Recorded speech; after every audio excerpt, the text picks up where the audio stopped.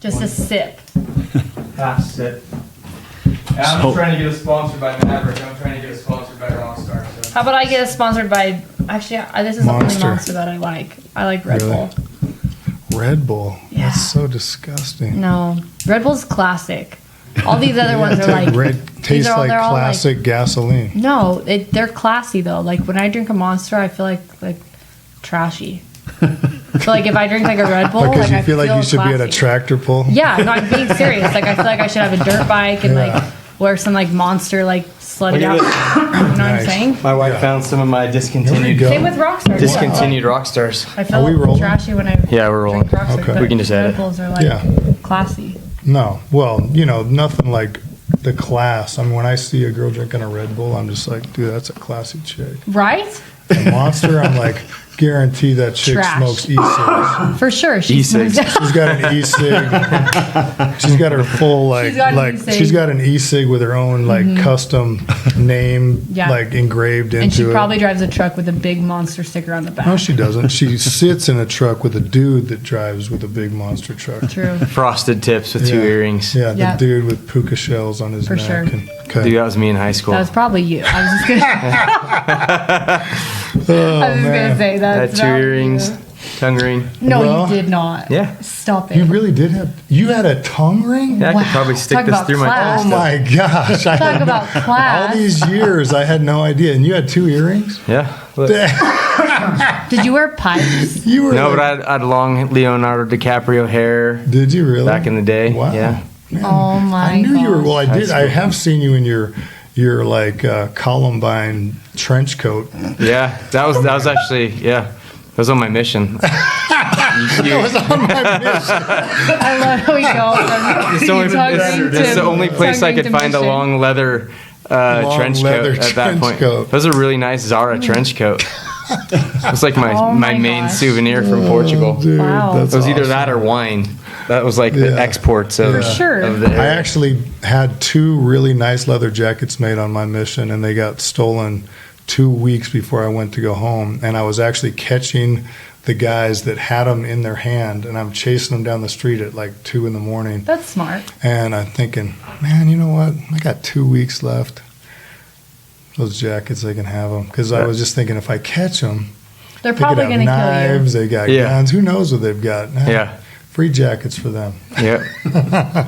and then you could buy them back here from Wilson's Leather when you got back for $50. Yeah, and you thought you were getting such a good deal. Yeah. Well, anyway, let's get going. This is our third. It's our third podcast. I'm proud of it. Yeah, number 3. I thought we were going to make it to number 1 and then 1 and 10. Hey, and we've been here consistently Tuesdays at 2:00, no matter what. That's good. Yeah. So today we have a really special guest, and I'm really excited about today's topic. This does happen to be my brother-in-law, and I can say I'm truly grateful that he is my brother-in-law. I mean, the guy. I do have some in-laws that aren't always on my top of my list, but Rick that don't watch the podcast. That's right. Well, Rick's probably never watched it either. I've watched both. Oh, there you go. Wow. Thanks, Rick. Good work. True fan. One of those views is me. Just in case we asked him something from the first 2 podcasts. That's right. Well, let me just do a brief introduction. First of all, Rick is an incredible brother-in-law, and I have wanted to talk to him. I mean, I've talked to him for years about some of the things we're going to talk about today. But Rick is a former pro basketball player. He played pro basketball in Europe for 9 years, and he also then coached for 3 years after that. So my nieces and nephews came over here more proficient in German, and it took probably 5 years before my kids stopped calling my little nephew Sprechen Sie Deutsch, because he had such a thick accent. They're like, "Hey, Rick, Sprechen Sie Deutsch?" So he's Richard Stafford. Richard Wayne Stafford IV is my nephew. This is Richard Wayne Stafford III. It's very prestigious. So I have a question. So in your families, what happens if like someone grows up and they're like not into sports, they're like books or something like that? Like what happens? We haven't had that yet. So, I would imagine you'd disown them. No, I don't know. I mean, my little girl, she's not going to be into sports. She's good at track. And I wanted to say, in case Mia, and if you see this, I'm really proud of the effort that you've made. She broke her. This shows how bad my little girl wanted Snapchat. She said, "Dad, what do I have to do to earn Snapchat? Because my girlfriends only talk to each other on Snapchat." And I said, "Well, if you go under 16 minutes in your 2-mile time, then you can have Snapchat." And her record at the time was 16:31. And that night she went out and ran 15:57. So she broke her record by 35 seconds. I need to buy some Snapchat stock. So anyway, it's a good motivator for 13-year-old girls to run fast 2-mile times. Preview of things to come, but I just don't get Snapchat. I'm sure. Oh, I am queen. I don't like it at all. We're going to have a tutorial. Yeah. Okay. All right. Well, it's so boring to sit there and watch people go, "I'm awake. It's 3:35." No, you have to snap about things that are like cool. Okay. Well, Ash, you're just coming back from slip and sliding in some other towns. Where was it that you slip and slid? Well, it was the Lantern Festival. Okay. This weekend, and I was in Michigan, Kalamazoo, which I had never been to Detroit before. I don't ever plan on going back. I'm surprised I came out alive. What was dangerous? Everything. Really? Literally everything. Like in our hotel, we like left, and there was these like group of like hood, like straight out of like, I swear they were in the movie 8 Mile, like for sure. They like were passing stuff through the window of our hotel to this big black Suburban, boxes, probably of like crack for sure, and like maybe T-shirts. I don't think so. No, and they were scary, and they barked at me, and like literally barked. Like no, like literally like barked. DMX, like oh. Yeah, for sure. And I was like afraid for my life. I was like carrying my stuff, and I literally was like, "Just get me in the car." Like I had for like the first time in my life had been like legitimately afraid I was going to die. Really? No kidding. It was terrifying. So it sounds like your owner, he likes to book you guys in real classy hotels. Really, it was the only one that was open because the BYU game was out there. Oh, that's right. So that's right. Anybody that paid money to go to that didn't get their money's worth. I know some people that were out there. Ouch, that was ugly. Yeah. I can't believe I wasted 2 hours of my Saturday afternoon watching that. At least the Utah game was fun. I enjoyed that. Wish I was a Utah fan. I'm not gonna lie. Yeah. I wish I could. I wish I could make that I like leap. both of them. When they're not playing each other, I like them both. And Britton Covey is a great friend of my boy, and he's doing amazing as a true freshman. And he's the smallest guy on the whole team, 5'8", 161, and catching touchdowns, doing really cool fake punts and stuff. He's a great guy. Well, anyway, another thing, and the thing that we're gonna talk about with Rick the most today is that Rick is an administrator for a public school, and we're going to be vague about that just because we want Rick's honest opinions. We want him to be able to speak candidly about some of these issues, so we're not going to specifically name the school that he teaches and exactly what his title is, but he is an administrator at a local school, and so we're going to talk today about kids and how to help kids be successful and what are some of the keys to success, failure, and a lot of the people that listen to our podcast are parents or aspiring parents. You want to be a mom someday? One day, when I can, eventually we were talking about this, I can't take care of myself. So as soon as I can get that down and conquer step one as in to get married, which is never going to happen. Eventually I'd like to be a mom. Okay. So whether you're married or not, you want to be a mom? I'd prefer to be married because I can't take care of myself, like I said. So I need some help in that category. So as soon as you find a guy that can take care of you, you're ready to be a mom? Is that what you're saying? All right. Yes. Okay, so let's get things rolling. I mean, Rick has so many great ideas, and I can tell you this. Rick has 8 kids, and he has 8 kids that actually obey him. I mean, they obey him. They obey my sister.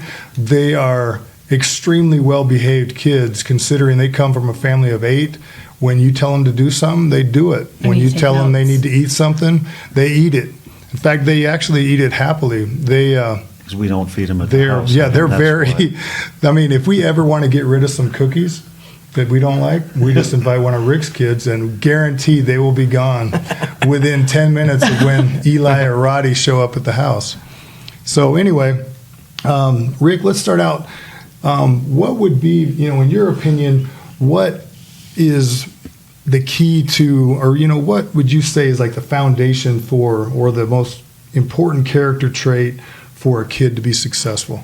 Well, I don't think there's any doubt about it. If you look at research or if you look at practically what goes on in a school, confident kids are the ones that succeed at school. Confidence kind of is the first step for any student or any child or any human, really, to be willing to take a risk. And every time you walk into a classroom, you've got a teacher that's teaching something that you haven't seen before. You got kids who may be smarter than you in any area. You got your changing body, your changing mind. It's confidence. It's confidence to take a risk, put yourself out there to learn. So at Lake Ridge, where my kids go to school, one of the words that one of the things that the faculty and students are talked about a lot is the book by Rosabeth Moss Cantor. It's Confidence: Winning Streaks and Losing Streaks. And so I think the biggest thing you can do in confidence is get a kid on a winning streak, because once they're on a winning streak, all of a sudden the other stuff doesn't matter. If they're on a losing streak, it doesn't matter what you try and tell them, it's going to be hard. What do you mean when you say like a winning, like give us an example of like a winning streak and like a losing streak? What do you mean specifically by that?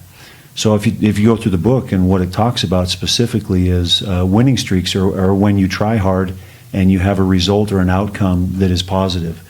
So kids on winning streaks, what they'll wind up doing is taking biology, and they'll know that it's very, very difficult, but what they'll do is they'll sacrifice. They'll stay up late, they'll get up early, they'll go in before school to see the teacher, and even if they don't understand it or get it, through effort, they'll wind up getting to a point where they can give educated guesses, and they'll succeed on tests or on assignments. Kids who are on losing streaks, the habits that they develop are, I'm not going to do my homework, I'm not going to go in before school, I'm not going to see the teacher after class. Basically, winning streaks and losing streaks are habits. Do I put in extra work, and do I have confidence there that my work's going to pay off or not? Okay, but that for sure sounds like a key to success, but that also sounds like something that for a lot of parents seems really hard to get your kid to develop that kind of a habit. How do you get a kid to say, hey, you know what, Mom, I'm going to go put in some extra time on my biology? I mean, that sounds like a hard thing to get your kid to want to do. From a parent perspective or from a school perspective? From a parent perspective. I hope that we'll get to those kind of questions. What we're talking about initially here is the individual desire. And admittedly, working in public ed, the biggest factor in learning is always the teacher. If you have a teacher who is self-centered and adult-centered, it's very difficult for a parent to help their child get into the attitude of, I want to go see that teacher. Because kids go see teachers first to get validation about being a human being, and then to go get validation for their schoolwork.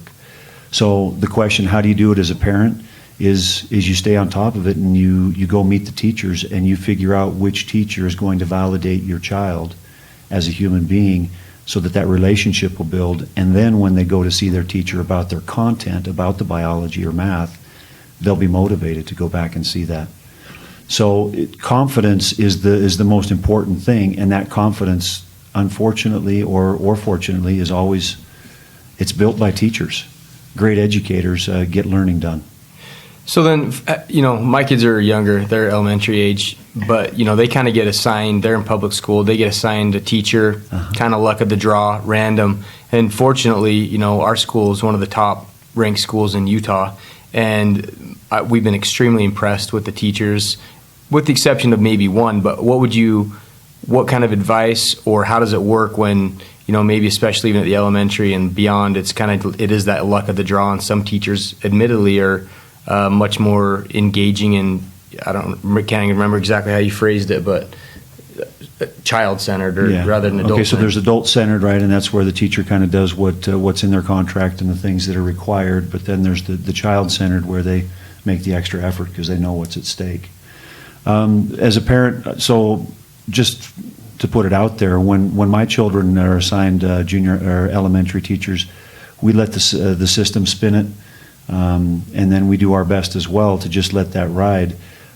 What I would recommend is observing the confidence of your child when they come home.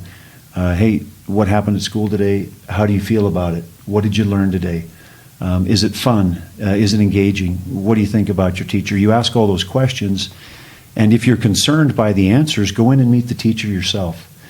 And one of the biggest problems is that parents initially will go over the head of the teacher and go right to an administrator, when if the parent would meet the teacher, they'd be able to help their child understand better, or they'd be able to say to themselves, this isn't the teacher who matches, this isn't a good fit for my child's learning style.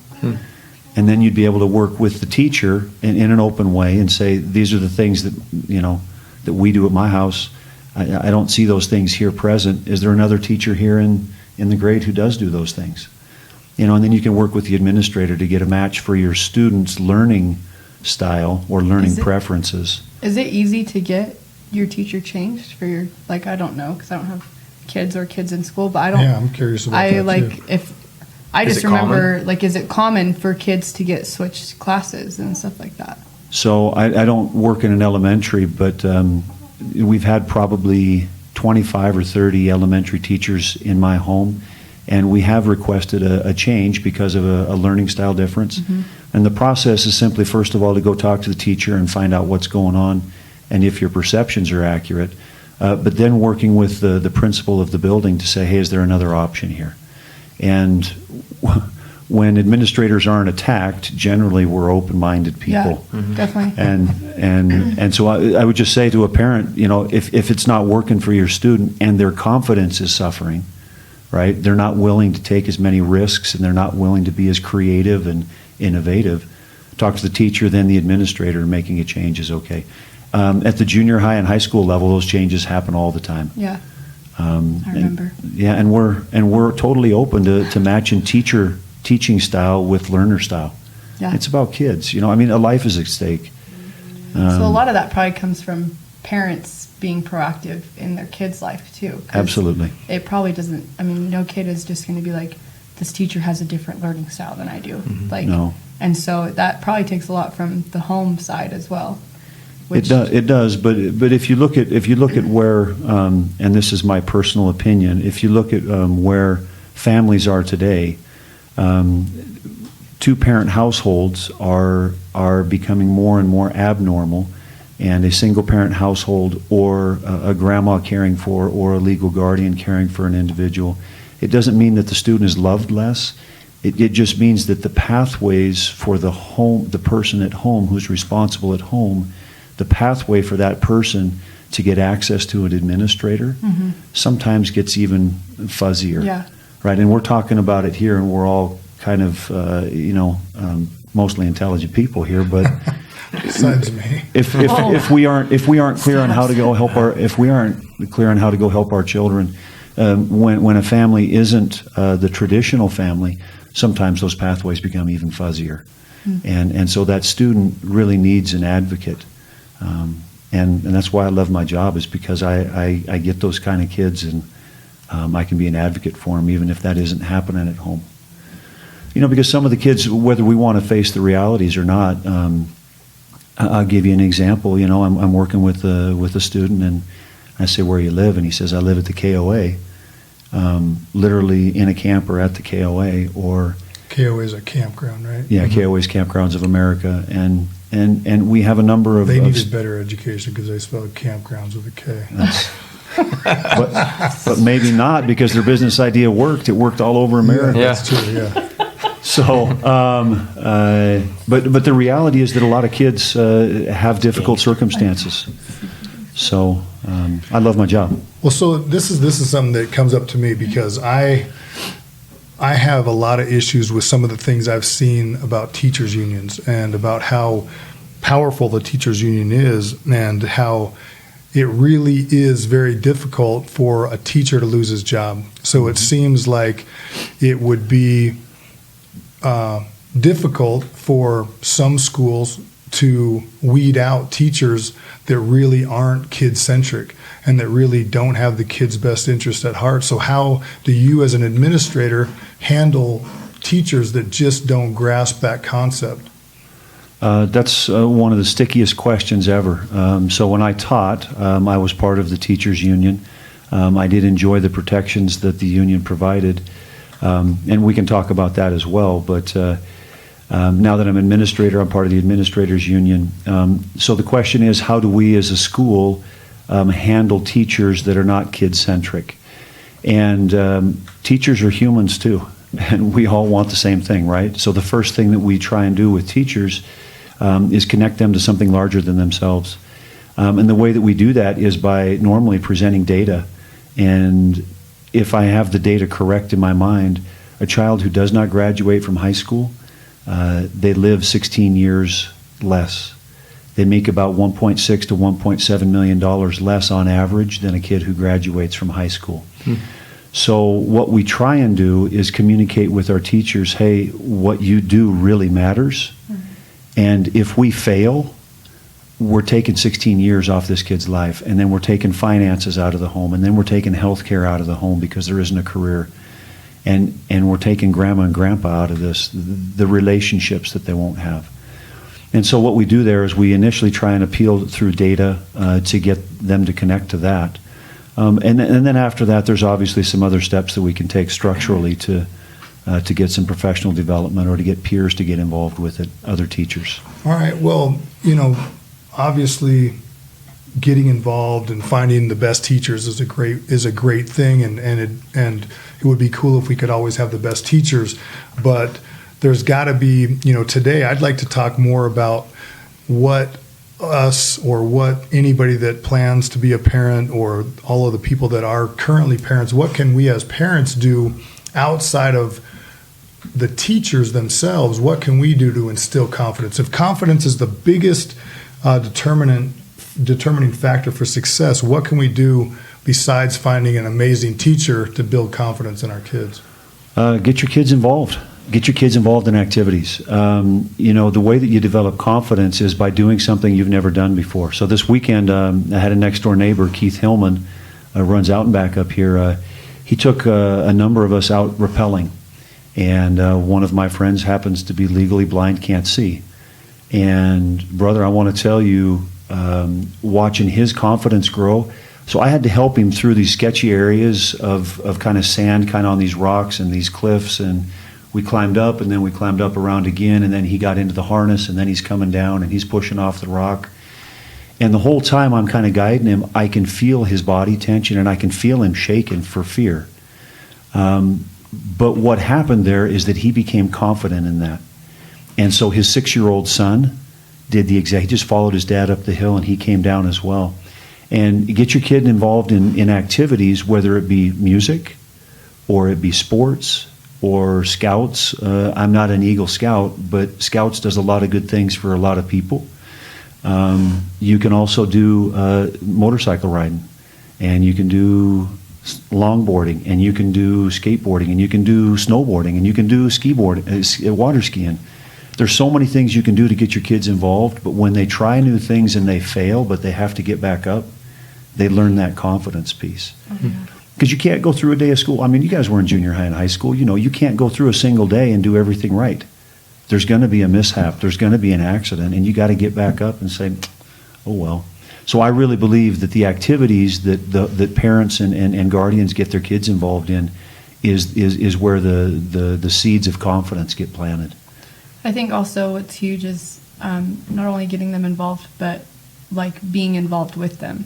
Mm-hmm. Because growing up, my parents are incredible people, but I kind of was always searching for like a spot, and I tried so many different things. I tried basketball, I tried volleyball, and I picked up things very easily, but I quit everything, and I would let things go. And if my parents didn't want to force me to do anything I didn't want to do, and so they would just kind of let me quit. And so now I look back and I wish I would have stuck to certain things, but there were so many things that I wish I would have just had a little bit more of a push. Like, don't give up. You can do it. You can push through. You can make it. Like. So what do we notice for students who are successful is their parents could be at times accused of being heavy-handed, bullies, mean to their kids.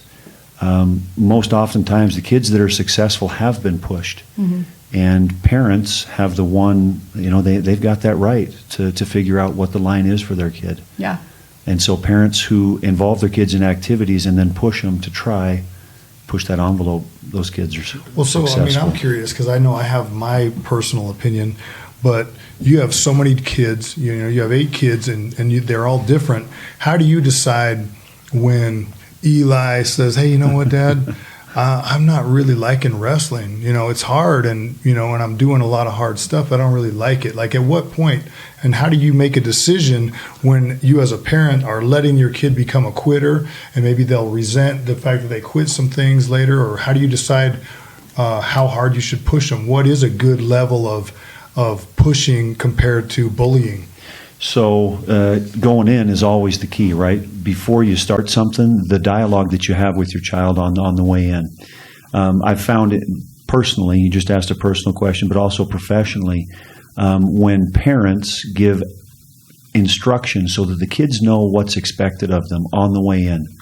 And one of those, you go down the list of things, one of the main things is you cannot quit until the season is over, or you cannot quit until the rock band concert has been played, or you cannot quit until you've gone through the choir concert. It's not an option. If you want to do this, then you're going to see it from the start to the finish, and then you'll be able to choose for yourself if you want to do this again or not. That's great. That's good. That's a good, I think that's a great benchmark, for the season or for, whatever it is. That's cool. I never had thought about it in those terms, and that's good. Maybe with the one caveat being that you're going to tell your child, hey, if your physical safety is at risk, if I've got a coach that's putting their hands on you being physical, or if I've got a coach or somebody who's berating you, I will make that decision that you won't continue going back into that environment. Physical safety and emotional safety, have to be caveats where it's okay to not complete that activity.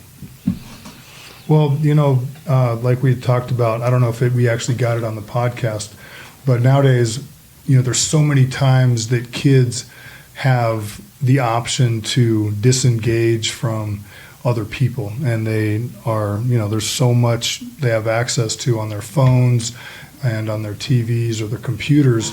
What do you find is that helping kids to have access to so many distractions on their phones or social media? I mean, what's your opinion on social media and video games?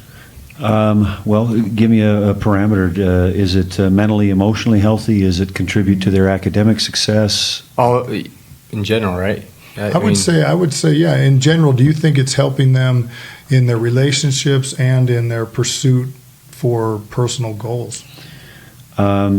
So I'll give you this little piece here. We do a technology after-school program. I've partnered with InfoTrax. It's a business here. They want technology developed here in the Valley. And so after school... Does Vivint sponsor that? Vivint doesn't know. I haven't approached Vivint yet. Okay. So what we do basically is they teach how to develop an app. And you get into teams. We put kids into teams, and they have a project manager. They have a graphic designer. They've got a salesperson. They've got a few other components, and they have to put this app together. They have to make sure that it works. They come to a judging at the end of the year, which is in front of Chamber of Commerce, and then their app actually gets published to the Google Play Store. And if people buy it, that's great. We haven't had anybody produce an app yet of that quality. But here's the thing. In the Valley, technology, the companies are hiring from India and they're outsourcing, and the talent is here. So technology itself is not bad, but how the kids are using it really distracts them from their learning. It's really impacting their sleep, and so their body rhythms are out of order and they're out of whack. It's distracting them during class. They're Snapchatting during class. Oh, yeah. And you get that, right? I mean, if there's two teenage boys in the back, and if a cute picture of a girl in Snapchat comes across, there's a teacher teaching math, or there's a Snapchat picture, what's going to get the attention? I mean, there's no question, right? Yeah. Well, what does a teacher do to stop? I mean, are there no rules about what kids are allowed to have with them in class? Absolutely, there are rules, but we allow the professional educator, the teacher, to decide. Some teachers actually use the technology to keep the kids engaged. They'll do a lesson, and the kids then on their phones can type in the answer to a quiz, or they can type the answer to an open-ended question, or they can collaborate with each other, use two devices as a hotspot, and they're actually writing a paper collaboratively together. So there are definitely some technological uses there, but in most cases it's a distraction. And you want me to ask which kids are successful academically. The students who are spending a lot of their time playing video games in isolation have difficulties face-to-face, looking somebody in the eye and telling them, yeah, I think this, or no, I don't think that. So video games, and when it comes to discipline, kids bring video games and their thinking processes and what's really important to them, they bring it to school with them, and it gets them out of whack. Well, so not all, but some. As a parent, how do you limit kids' access to things so they do get to sleep better, so they do actually get their homework done? What are some things that you've heard parents do that actually works? So again, it's on the way in. My kid gets an electronic device. What is the conversation that I have with my child? Okay, this is for, number one, safety. I need to get in touch with you. You need to have rides places. I need to know where you're at. Number two, it's for you to do your schoolwork, or to do your email, or to catch up, punch into Skyward, which is the grading system. Or number three, it's for social time. And it's not a right for you to be on your device talking to whoever you want to. Some parents turn them in at night, and that cures the sleeping issue. Some parents monitor it sporadically. But bro, I really think it is just on the way in, the conversation you have. What is the purpose of the device, and when will you use it? And then, of course, if you don't follow those principles, it does take courage as a parent to take that device back from a child. Yeah, because they throw a tantrum. What do you do, Adam? I mean, I know you have kids that are the prime age of like the Snapchatting and the social media and the phones, and it's like all about it. Like, I know in the past from just being your buddy that you monitor that a little bit. Are you still, like, what are your household rules, or how do you feel, like, what have you found works for you guys? For me, it's just been be highly involved with my kids. It's something that's easy for me because I really like my kids, and so it doesn't seem as much like a duty, but I know that my kids aren't up all night because I go in at 11 o'clock and say, hey man, phone's off, phone's plugged in, lights out. My kids' phones are on the desk, they're unplugged, or not unplugged, they're not within reach. And so 11:30 depending, well, unless it's a weekend, but on a school night, about 11 o'clock, I make sure that I go in, say goodnight, give them a kiss, maybe, choke them out a couple times, whatever it is, and then then it's bedtime and the phones are done. And my kids are totally cool with it, but I enjoy reading some of the things that they've communicated with their friends, just so I can kind of keep up with the relationships they have with their coaches, because a lot of the communication that my boys have is with their coaches. And so since they can't always remember those conversations, I like to get on and see what their coaches have said, and if they've followed up with some of the assignments that they've had from, say, their coaches, or whether or not they're keeping up with their homework. And so, yeah, for me, that's something that isn't that hard because I actually enjoy it. Say, for example, you just mentioned at the start that, like, your daughter now has Snapchat, and we all know that what Snapchat was originally for, and it's like disappearing wiener pictures. Yeah. And now it's like smartly pivoted to be like a legitimate social media network, and it's the number 2 most trending, social media app. and a lot of the 13 to 35-year-olds are really on Snapchat. How do you manage and protect that? And maybe even, you could give us some advice from an administrative standpoint of how you can kind of police that on something that's by nature meant to disappear. Yeah.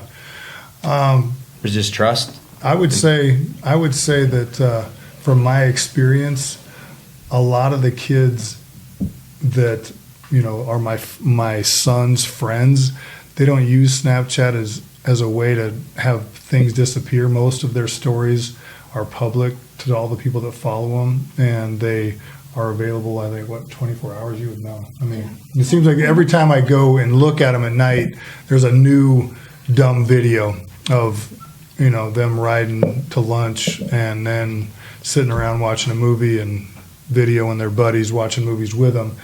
And so I don't understand the appeal of Snapchat, but so far, I've had to just trust that my kids are letting me know if they are getting private messages, because I really don't have any way to monitor that. Yeah, I don't feel like it's really possible to stay on 100% because there's so many different avenues. Even when we were growing up, I mean, you can do hide stuff from your parents. Like, what do you think, Rick? As far as like, what advice would you have?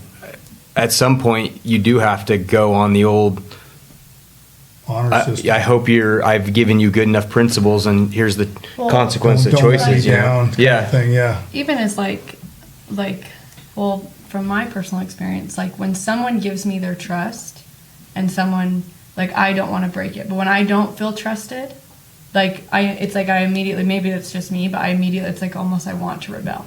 And so me and my parents butt heads like crazy growing up, and they didn't trust me. They had their reasons, but it was almost like I wanted to be trusted. And so I feel like if you give them their trust and you let them know, so then it's almost like they don't want to let you down. If you give them hey, I'm trusting you with this, and then when they break that, then it's almost like they knew from the beginning because you made it very apparent that you were trusting them on that. Mm-hmm. And so it's but if automatically you're trying to they don't feel trusted, they immediately are going to want to backfire against that. That's my personal experience. I think the thing that you've talked about in a couple of these instances is that it takes a little bit more time, but when new privileges are granted, there needs to be clear expectations. And if kids are given clear expectations, then there really is something that they can live up to your expectations. And I know I felt the same way growing up, other than I felt the exact opposite. I felt totally trusted. And so I made so many decisions that were difficult decisions where I made the right choice only because I didn't want to let my mom down. Mm-hmm. I didn't want to hurt my mom's trust, the level of trust that she had. I'm like, man, I don't want to ruin that. My mom trusts me too much for me to do that. So you're probably the only one of the four of us who can actually say that. Yeah. No, I'm not saying I never messed it up, but there was a lot of times I made the right choice purely because I did feel so trusted. let me give you a little brain research. So Dr. Susie Cox, she has her PhD. I don't know exactly what it is, but she's done brain research. She shared that with our faculty. And what they're starting to find out now is that the male brain is not fully developed till the age 23, 24, 25. Jeez. And so since I'm 45, man, it still doesn't seem developed because yours is I still can't figure out girls. So you need to ask your wife, say, hey, I need a little credit. I figured it out before I was actually fully cognitively capacitated. But no, the reality is if that's when... So 23 is when a male brain should be... 23, 24, 25. Wow. And females are a number of years earlier. That makes sense. I mean, I feel like... Yeah. Okay. So here's the issue. Accurate. If we give, let's just deal with a 14-year-old boy, some random 14-year-old boy, access to Snapchat. How much hardwiring, how much cognitive capacity does that individual really have to make good decisions? And I'll be the fun demolisher here. Snapchat has no good purposes during school hours for kids. No. Yeah. And at my house, I'm called the fun demolisher. My wife and my kids don't like it when demolisher. I love that. when I come around, the fun stops. But if I, as an administrator, could make those apps, whether it's Kik or Snapchat or any of those apps that could, if I could make them go away, I can tell you right now that there would be a lot less harm, a lot less hurt, a lot less crime. There just would be stuff that we wouldn't be dealing with. It's ruining kids. Like, and it's even kids my age. Like, social media is ruining kids. And when you say ruining them, what do you mean? Oh my gosh, by so many things. Like, Instagram, for instance, everyone wants to be Instagram famous, and every girl, like, is just begging for attention with, like, scandalous photos and, like, trying to be the cool person. And people are doing things just to post a picture nowadays. And it's like, no one's doing anything for memories or anything like that. And I was guilty of it for a long time. And, like, Snapchat, like, everything has to be snapped. Everything has to be this. And it's like, everything has to be public. It's not really an activity unless you document it on Instagram. And that's causing relationships to be ruined because then it's not about, like, friendships and really spending time with people. It's, oh, I want to be with this person so I can post about it. And it's about, oh, I want to be here with this person so people know we're together. We don't actually like each other, but we just want to be everyone's Snapchat, and we just want to be on everyone's Instagram, which is ruining relationships and friendships and the ability to even carry a conversation with people. People my age, I would get, like, embarrassed because I'm like, you are literally incompetent. Like, you can't even hold a conversation with people because social media has just, like, ruined. I feel like it's just ruining. Which app do you think is most affecting kids your age, 24, 25? Instagram. Mm-hmm. Well, I think it's slowly but surely going to Snapchat because Instagram's, like, kind of on its way out. Snapchat's more the new thing. Yeah. But, like, Instagram, because it became a popularity issue. It's not about who got the most likes, who got the most followers. And it's like none of that matters at all. But don't you think that stuff's always been there, right? I mean, like, I feel like it is. There was always that same, like, even, like, back to MySpace. Like, I don't want to, like, I'll be honest, I don't want to be the guy that's always like, technology is ruining everybody's lives and video games are ruining everybody's lives, because I personally see a lot of good coming from it too. Like, a lot of with the technology, I feel like introverted kids have a way, geeky, nerdy kids have a way of connecting with other kids and kind of finding these their own kind of cadence in life. And I feel like with the bad things, everybody knows about the bad things of social media. There's also tremendous positivity, that can come from it too, which it's tools, and so I think that's the whole purpose of what we're talking about today is how to take those things, how to learn them and use them and apply them in a positive way rather than, like, letting them just destroy things or letting people live artificial, meaningless lives, I completely agree. I feel like it's been more of, like, I feel like no one's focusing enough on the fact that there is so much good that could come out of it, and that it is a tool for it to be a very positive tool in people's lives, but at the same time, like, so many people just aren't paying attention to that. And I feel like as a society, we should pay more attention to that than the fact that it's ruining kids' social skills. Yeah, I mean, so Mike, I agree with you. I mean, I don't want people to think that pastimes or leisure time can never involve social media. I mean, because I use it, and I know it's a successful part of what makes our business grow. And I know that there's a lot of kids that I've seen that are introverted kids that do a great job having something productive to do because they're introverted and they might not be traditional cool kids, but they're great photographers. And so they have a sphere of influence where they have more kids that can appreciate talents that usually or in the past weren't noticeable or recognized. It used to just be jocks. Now, it's just as cool to have 20,000 followers on Instagram as it is to be, the captain the of the football team, whatever it is. So, I mean, it is interesting how times change, but I do think, like what Rick's saying, it's important that when it's time for school, it's time for school, and when it's time for practice, it's time for practice. And I mean, and so the hard part, what do you think, Rick, is what do you think is the hardest part about finding the benefits of technology and finding the benefits of the fact that there's no way to stop. There is no way to stop that, and there's also no way to stop your kids from wanting to participate in the same things their friends are participating in when there is no intrinsic evil or innate or just like, because there's nothing directly evil about Twitter or Snapchat or Instagram, but how do you feel like with your kids, what's your personal opinion on how you can have those things be used in a positive way and so that it doesn't detract from their social skills, it doesn't detract from their ability to live in the moment? I'm gonna say something really hard right now, and it goes back to parents and guardians, their example. So Adam, what you and I do, or what Mike does, or what Ashley does around kids and with their own children, what we do is what our kids do. I see it all the time. A student's having a problem, and I wonder why, and the parent walks in the room, and I understand immediately. And I'm not criticizing any parents because I'm impatient, and anger is one of the things that has benefited me throughout my sports career. It's one of the things that limits me now. And my children have a tendency to be impatient.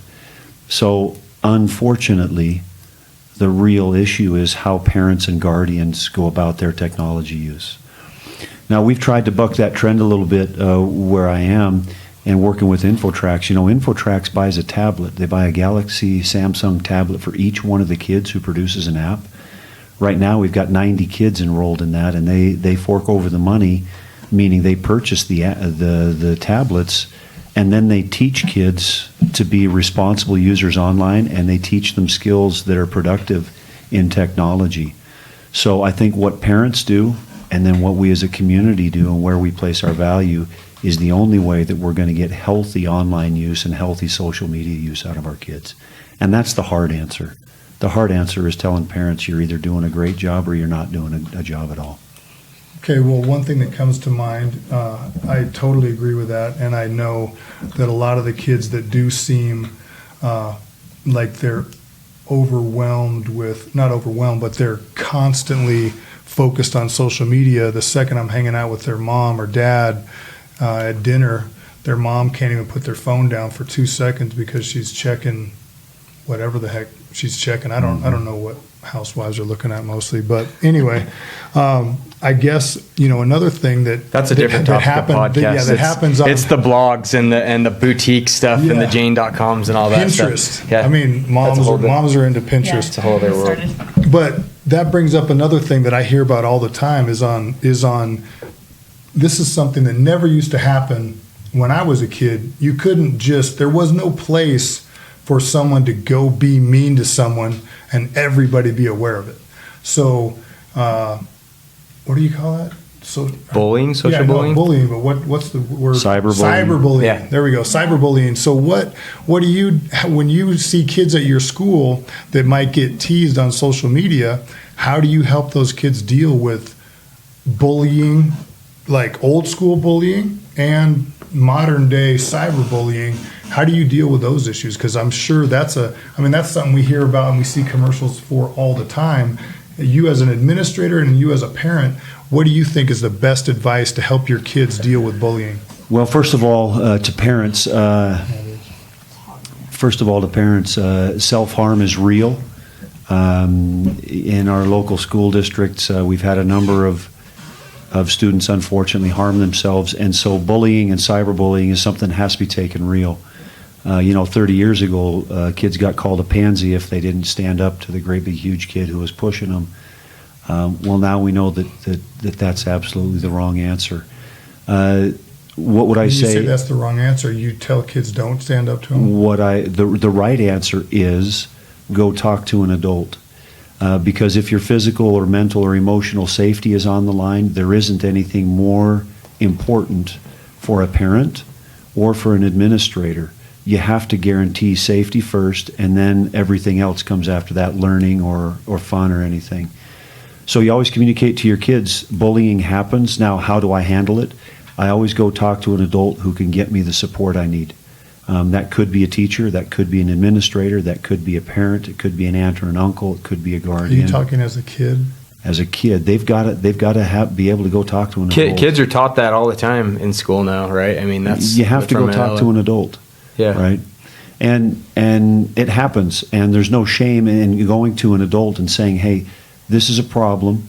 I feel like my physical safety is being threatened, or I feel like I'm emotionally or mentally being taken advantage of here or being bullied, going and having the conversation will help kids learn, and parents, what is conflict and what is bullying.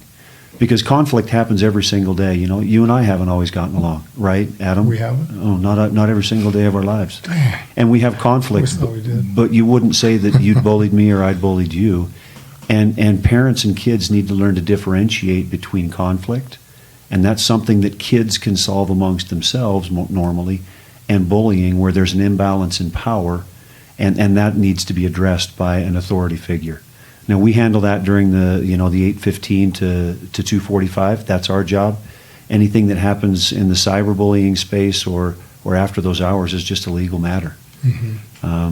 But rule number one, if your child is having trouble being bullied on social media, remove your child from that space. Remove your child from the threat. Like you were just talking about before, you've been in a situation where you're chasing somebody who they had something that belonged to you, and then in your mind you were like, what has that person got? What kind of a situation can I get myself into? So I just say remove yourself from the influence. Reduce the number of exposures that you have on social media. But at the same time, maybe I'm old school and I don't want my kid to look like a pansy. So I don't want to teach my kid. Like, this is my personal opinion, and so I'm curious to know what you think. If my kid, who is physically capable and isn't really in an imminent physical threat, if a kid's calling him a name or something, I don't want my kid going and telling a teacher every single time someone says, man, you suck, or you're a dork, or whatever it is. I mean, what would you say? At what point do you want kids telling on people all the time? I mean, seems like if every time a kid feels like, oh, I don't like what he said, I'm supposed to go talk to a teacher, it could get annoying. And it is. But again, those it's that line between conflict and bullying. So conflict is when people have difficulty understanding each other, or they don't see eye to eye. Bullying is when somebody has an imbalance of power. And for your kid, yeah, of course, your kid's going to hear he stinks because he's going to throw a pick or two. Your daughter's going to hear she's ugly because somebody's jealous. Every single kid gets some of that. That's conflict. Now, bullying is going to be when somebody who's bigger or larger starts picking on them over time. And when that happens, that's when you have that conversation with your child and say, you handle the conflict as best you can, and when there's a bullying and you can't handle it. Hey guys, we have had our first technical difficulty. We lost about the last 10 minutes of the podcast. We really appreciate you tuning in, and I really enjoyed it. I hope you guys enjoy it, or did enjoy it. Rick, we really want to say we appreciate you coming. Your expertise was really great to hear some of the things that you talked about. To summarize some of the things that we wrapped up at the end is that it's really important that you teach your kids to have confidence, and that you do that through encouraging them to do hard things in extracurricular activities, in their homework, their schoolwork. And then the most important thing of all that I think I took from it is that kids want to feel love, and they are going to find that love, or what they think is love, whether it's at home or whether it's in some sort of a group outside of the home. And so if you really want to make sure that your kids are progressing and feeling confident, it's to make sure that they know that they're loved, and to make sure that they know that you accept them no matter what, and that you expect them to try hard, you expect them to do their best, and that if they do that, that you're going to accept them, and that you're going to be proud of them. And if they feel that at home, then they won't seek acceptance in places that are going to negatively affect them. And once again, Rick, thanks so much for your time. Thanks to all of you guys for tuning in. Every week we're going to have great new content. We're going to cover all sorts of different topics. So please keep tuning in, share this with your friends, and we really appreciate the support. Thanks a lot. Bye-bye.